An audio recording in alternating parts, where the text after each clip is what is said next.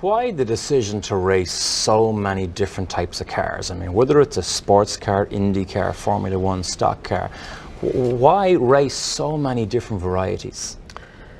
I don't think I raced enough. I think if I would have had the chance, I would have raced in some motorcycles. I just really love, I truly enjoy my motor racing in general, right throughout my career. And to have the opportunity to drive in different disciplines, you know, was really something that I was not going to miss out. Take us back a little bit and give me some of the memorable moments of Mario Andretti's career. Well, I think there were phases in my career that provided memorable moments, such as just really accomplishing just championships, winning certain events. I always had such the dreams about Formula One, my Formula One days, and winning my first Formula One race in a Ferrari, for instance, and then going on and winning a world championship, winning Indianapolis, winning races like Daytona 500, 12 Hours of Sebring, events like that, being involved with the Ford program, Le Mans Ford program, driving with all the drivers that were my heroes, you know, the Dan Gurneys, people like that. So, like I said, I've been blessed with a lot of great moments. One in particular, when you went back to Monza and drove the Ferrari Turbo and put it on the pole. I mean, that had to be a very special occasion to do that in Monza. Well, here again, exactly, Monza being a venue, being a track where I saw my first Grand Prix in 1954, age 14, and then winning a Formula One race there, and then later on, actually my last Formula One experience, substituting for an injured driver there and putting the car on pole, a Ferrari on pole in Monza, you know. Again, with the type of reaction that you usually get from the Italian fans, it's just phenomenal. I mean, that's as good as it gets.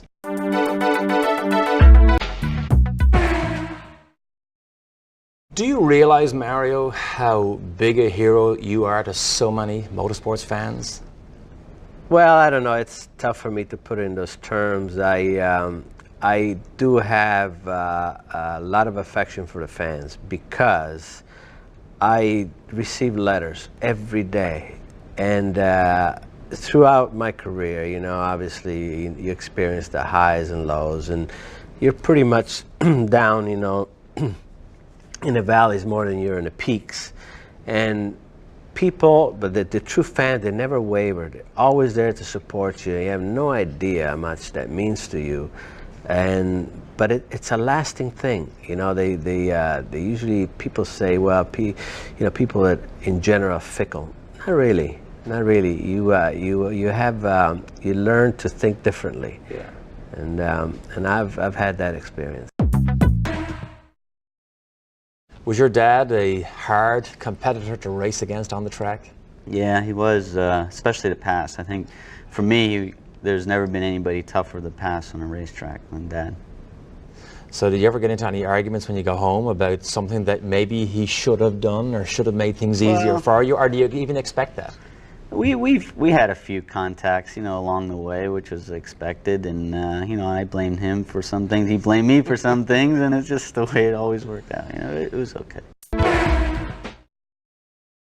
Is there a big difference between the setup of, let's say, an oval and a road course? No question. You know, they're very different.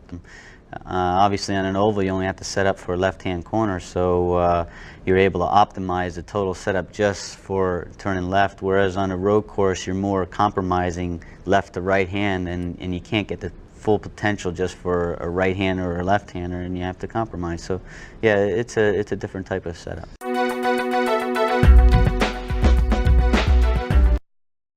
Do racing drivers have to be physically very fit to be on top of their game all the time? I believe so, more so the last 3, 4, 5 years than ever before, because of the stress that is being put on your body nowadays, because we're going so fast around some of these racetracks now that physically it just it puts such strain. You know, the G-forces, some places we're putting 4.5 Gs on the body, and you know, the braking forces and the acceleration. We have so much horsepower nowadays. It's just it's amazing the stress that's put on your whole body, your legs, your arms, your neck, and yes, you need to be in shape.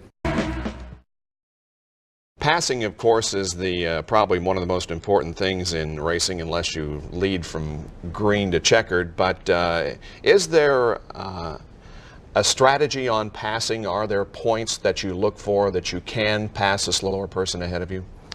Well, it's something that what you do when you pass and stuff, you check that out during practice and stuff. You start feeling it out. You see where the best passing opportunities are on certain tracks, and some tracks you suss that out. And the best areas to pass are definitely in the braking zones. You can really dive bomb underneath people. What you do is you late brake the person to the corner. You go in a few feet more than the other person, and then you just hold them out a little bit in the corner, and then you can overtake him.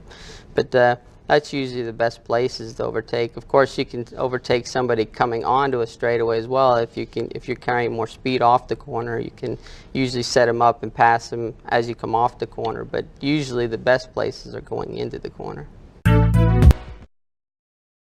It's called different things. The stock car drivers might refer to it as a draft, and the IndyCar guys call it a tow. But what is it, and how can it be used in racing?